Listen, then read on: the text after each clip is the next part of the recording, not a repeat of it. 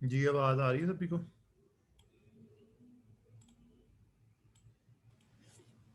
जी sir, आ रही है आवाज।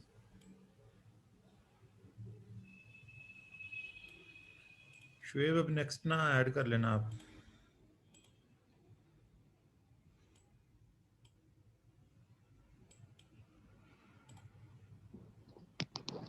ठीक है सर।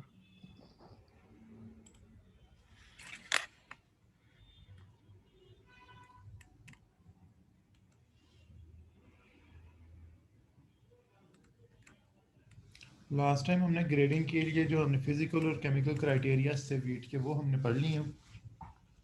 उसके बाद हमने ये देखना है कि हमारे पास जो पाकिस्तान के अंदर कौन कौन सी ग्रेडिंग प्रैक्टिसेस होती हैं। ग्रेडिंग प्रैक्टिसेस का मतलब कि कौन कौन से हमारे पास सिस्टम मौजूद हैं ग्रेडिंग करने के लिए, या कौन करता है हमारे यहाँ पे। उसमें सबसे पहले हमारे पास आता है F system of grading. F का मतलब है फेयर एवरेज क्वालिटी।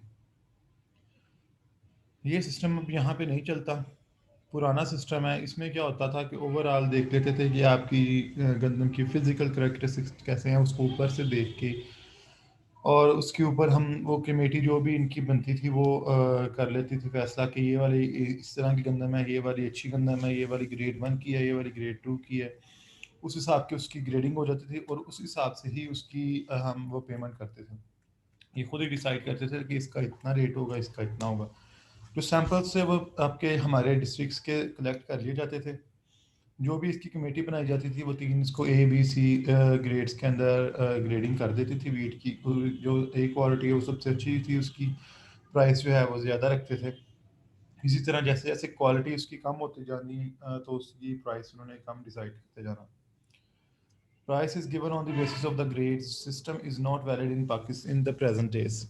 अब ये सिस्टम जो है वो हमारे पास नहीं है। इसके वजह क्यों ये अब नहीं है वो हम देख लेते हैं। इसके डिसएडवांटेजेस क्या क्या थे।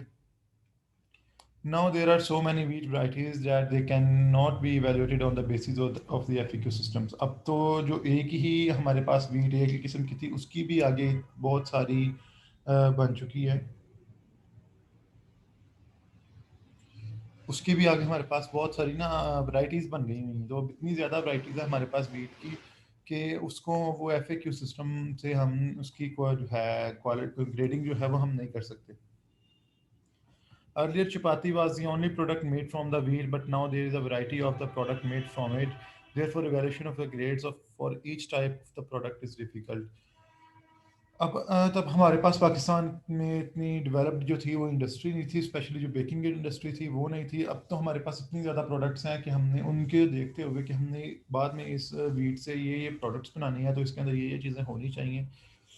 तो इसलिए हम उसकी वो उस सिस्टम के साथ नहीं कर सकते। पहले क्या था, पहले सिर्फ चपाती बनानी होती थी, वो हम फिजिकल करेक्टरिस्टिक्स से उससे वो देख लेते थे कि ये वाली जो है गंदम इसकी ये मोटी है ज़रा या ये शाइनी है तो इसकी चपाती अच्छी बनेगी, इसमें से गंदम ज़्यादा निकलेगी। लेकिन अब जो है अब हमें किसी में प्रोटीन ज़्यादा चाहिए, किसी में हमें उसकी स्टार्च ज़्यादा चाहिए। तो इस हिसाब से अब हमने देखना होता है उसके केमिकल क्राइटेरियाज को भी। तो अब हमारे पास जो है वो एफ सिस्टम की एक ना होने की वजह ये भी है कि अब जो हमारे पास प्रोडक्ट रेंज है वो बहुत ज़्यादा है, तो हम उसको सिर्फ एफ सिस्टम की बेस पे उसकी ग्रेडिंग नहीं कर सकते। Now harvesting and threshing methods have also been changed, so no standards procedures in the system. The committee which implement FAQ system is revised every year, therefore there is no uniformity in its function. एक तो हमारे पास जो harvesting के हैं और threshing के वो methods हैं वो सारे चेंज हो गए हैं। पहले वाले ये जो हमारे पास पहले थे वो अब हमारे पास और हैं। और दूसरा इसके अंदर हमारे पास स्टैंडर्ड्स कोई नहीं थे। वही बात कि वो सिर्फ फिजिकल करेक्टरिस्टिक्स को देखते हुए जिसको जो अच्छी लगती थी वो उसकी हिमायत कर देता था। और अगर हर साल वो चेंज होती रहती थी कमेटी तो अब न्यू साल जो बंदा आया है उसने उसने अपने हिसाब से उसकी ग्रेडिंग करनी होती है। तो उसको जो पसंद आई है उसने उसको ग्रेड 1 कह देना है जो भी कमेटी को ओवरऑल। तो ये हर साल इनकी क्वालिटी जो है वो बंदों पे डिपेंड करती थी, वीट पे एक्चुअली डिपेंड नहीं थी करती। तो इसलिए भी अब ये सिस्टम यहाँ पे नहीं है। Grading systems followed presently. अब तो हमारे पास अब कौन कौन से ग्रेडिंग सिस्टम है। दो एजेंसीज हैं जो हमारे पास अब ये जो है प्रेजेंट परचेज को कंट्रोल करती हैं और इसकी ग्रेडिंग करती हैं। उसमें हमारे पास सबसे पहले पासको है, ये पाकिस्तान एग्रीकल्चर साइंटिफिक ये है इसका पाकिस्तान एग्रीकल्चर सिस्टम और सोर्सेज कॉरपोरेशन, ये इसने हमारी जो स्टोरेज है उसको देखना होता है, तो इसलिए ग्रेडिंग भी अब यही करती हैं। और प्रोवेंशियल गवर्नमेंट एजेंसीज हैं। अब ये जो है इनके कौन कौन से क्राइटेरियाज हैं हमारे पास, हमने अब वो देखने हैं कि ये किस बेस पे ग्रेडिंग करती हैं। अब क्या ये वैसे ग्रेडिंग करती हैं या दोबारा अपनी देखते हैं इसकी कौन कंपोनेंट्स को देखते हुए इसकी ग्रेडिंग करती हैं। इसमें पहले हमारे पास है impurities should be in the tolerance limit. हर चीज़ की एक टॉलरेंस लिमिट रखी गई है कि जो चीज़ भी हमारे पास इस टॉलरेंस लिमिट से ज़्यादा होगी तो वो हमारे पास एक्सेप्टेबल नहीं होगी। ये टॉलरेंस लिमिट आपने सभी की याद रखनी है, पेपर के अंदर आएंगी। टॉलरेंस लिमिट्स अब यहाँ पे है हमारे पास डिफरेंट इम्प्योरिटीज़ की, डस्ट की या डर्ट की हमारे पास कितनी होनी चाहिए। वो जी टॉलरेंस लिमिट का मतलब है कि 0.5% ये हमारे पास टॉलरेंस लिमिट है। इसके ऊपर जो है वो हमारे इसके हमने एरर्स या रिजेक्शंस आना शुरू हो जानी है। तो रिजेक्शन लिमिट है हमारे पास 1%। 0.5 से 1 तक हमने उसको वार्निंग कह लें या उसकी लो क्वालिटी उसको कह लें, तो या हमने उसकी प्राइस कम कर देनी है, इसको ये समझ लें। टॉलरेंस लिमिट तक तो क्वालिटी उसकी बिल्कुल ओके है अगर हमारे पास 0.5% से कम है। अगर 0.5 से 1 तक है तो मीन के वो हमारी टॉलरेंस लिमिट से एक्सीड कर गई है, फिर यहाँ उनको वार्निंग जाएगी या रिजेक्शन हो भी सकती है। लेकिन जो एक्चुअल रिजेक्शन है वो 1% पे है। अगर तो 1% से हमारी ऊपर जाती है तो पक्की पक्की रिजेक्शन है, उसमें कोई दूसरी बात नहीं है।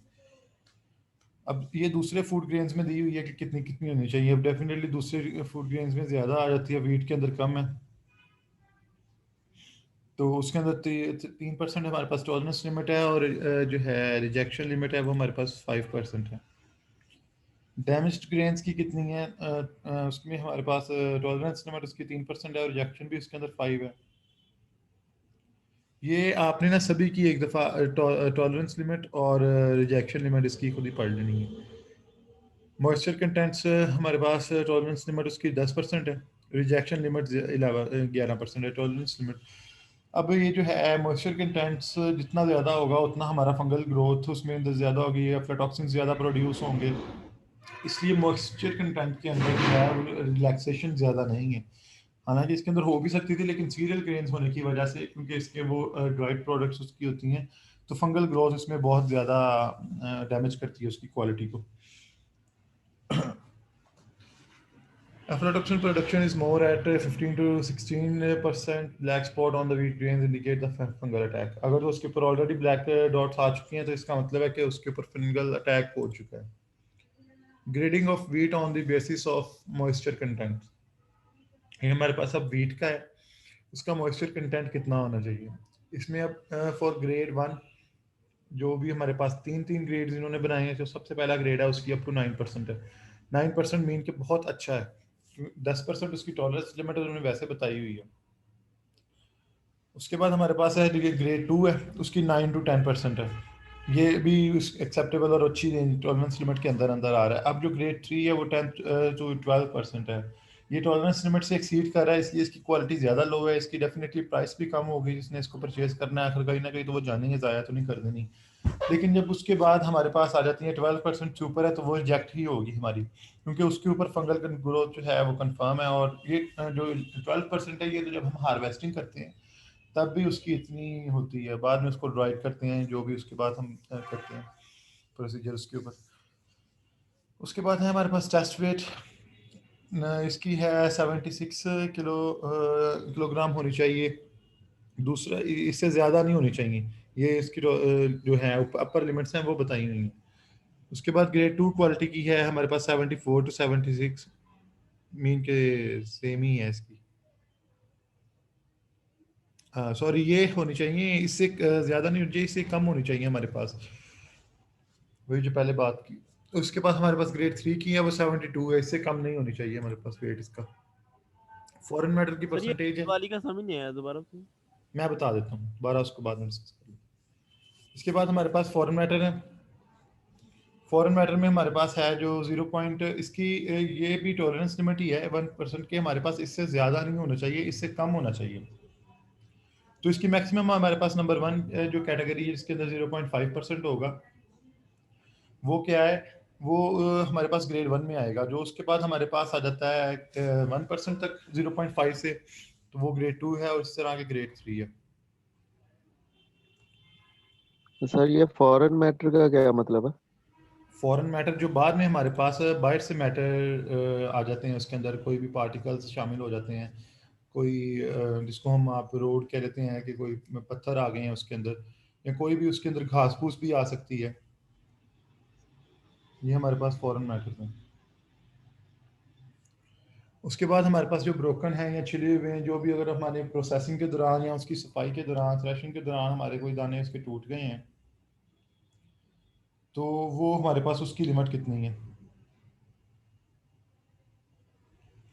वो है हमारे पास जी अप टू 2%, 2% से हमारे पास वो ज़्यादा नहीं होनी चाहिए। और जो हमारे पास ग्रेड 1 की है,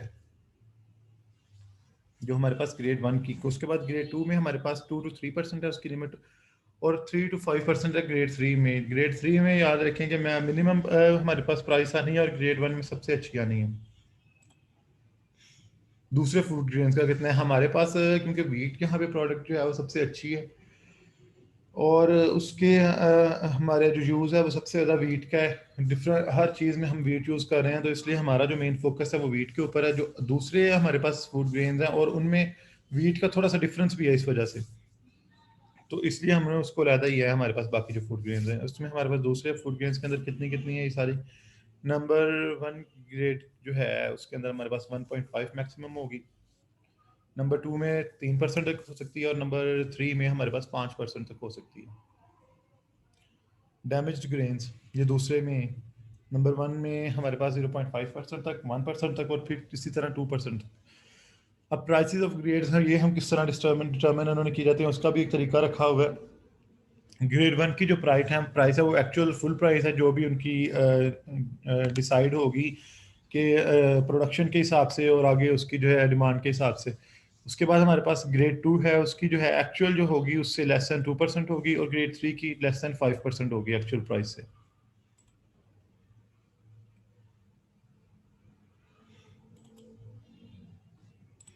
अच्छा जी, आपने उसके बाद था हमारे पास क्या था, टेस्ट वेट का।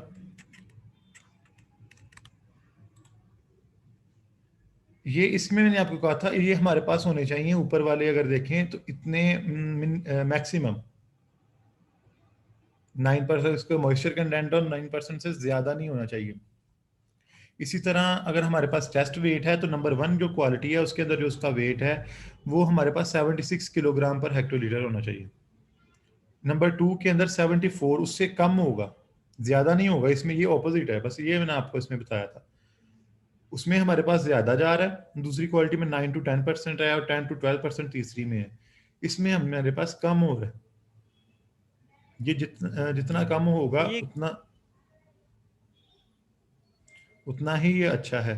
अगर नंबर 3 में है 72 किलोग्राम पर हेक्टोलीटर से 74 तक, इससे ये ज़्यादा नहीं होना चाहिए, अगर ज़्यादा कम नहीं होना चाहिए। अगर इससे और ये कम हो जाता है तो फिर ये हमारा बिल्कुल रिजेक्शन लिमिट में होगा। उसके बाद हमारे पास ये जो आगे ग्रेड्स हैं, ये आपने टेबल्स इसके खुद ही देखने हैं, जो भी हमारे पास यूएसडीए की ऑफिशियल ग्रेड्स ये हैं। वेट किस हिसाब से हम ले रहे हैं गंदम का? ये टेस्ट वेट है, ये हम मैंने ऊपर आपको पहले हमने इसको डिस्कस किया हुआ है, हमने ओके, ये पहले हमारा टेस्ट पीछे वेट। सर है ये टॉपिक? हाँ जी, हमने ये पूरा टेस्ट वेट, उसके जो हमने करेक्टरिस्टिक्स पढ़े हैं, आपने उसमें पढ़ा नहीं है ये टेस्ट वेट। ये टेस्ट वेट हमने ऊपर पढ़ लिया हुआ है, और इसकी असाइनमेंट्स भी है, मैंने आपको ये भी बताई थी। ये जो है हमारे पास, अब ये आपने खुद ही पढ़नी है इसके टेबल्स वगैरह जो भी हैं। बाकी जो इसमें टेबल नहीं रिक्वायरमेंट होगी हमारे पास, वो हम इसमें से काट देंगे, वो आपको बाद में कटवा देंगे। ये वाली नहीं करने की ज़रूरत, ये वाले हम निकाल देने इसमें से। ये फ्लो चार्ट आपने देख लेना है। स्टोरेज ऑफ सीरियल था, ये हमने इसको पहले पढ़ लिया हुआ है, आपको ना ये पढ़ा दिया है पहले, स्टोरेज ऑफ सीरियल्स। इसके अंदर ये सारे हमने इसके टॉपिक्स पढ़ लिए हैं। ग्राउंड स्टोरेज कौन सी होती है, अंडरग्राउंड पिट स्टोरेज कौन सी होती है, स्टोरेज इन बैग्स कौन सी हैं। इसके बाद हमारे पास आना है अब ड्राई मिलिंग और वेट मिलिंग। ये प्रोसीजर्स हम इसके बाद इसमें देखने हैं,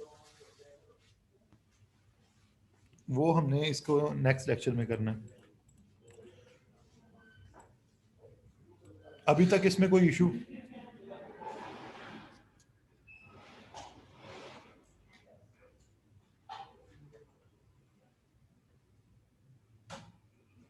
बहुत ही सिंपल सा है, आपने बिल्कुल नहीं इसको कॉम्प्लिकेटेड नहीं समझना।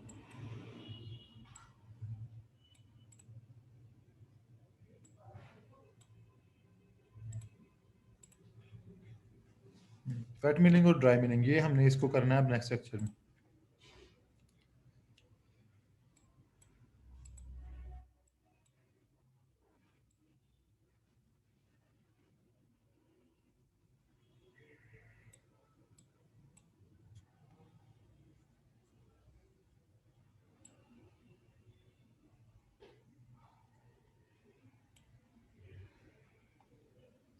सर मिड्स है हमारे। इट्स यार मुश्किल ही लग रहे हैं।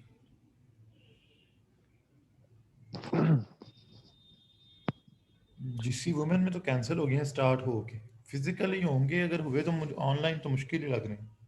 और फिजिकल भी नहीं है अब, क्योंकि अभी बंद हो गई यूनिवर्सिटीज वगैरह। देखें अभी मे भी कि ऑनलाइन ले लें। आप फिर भी अपनी तैयारी रखें, ये आपसे एंड पे आके फाइनल में इकट्ठी तैयारी होगी ना तो बड़ा मसला बनेगा आपको, आपने भूल जाना तब तक। जी सर। फाइनल का हमारे पास अलहदा कोर्स है, फिर ये आपको ना बहुत लंबा लगना है।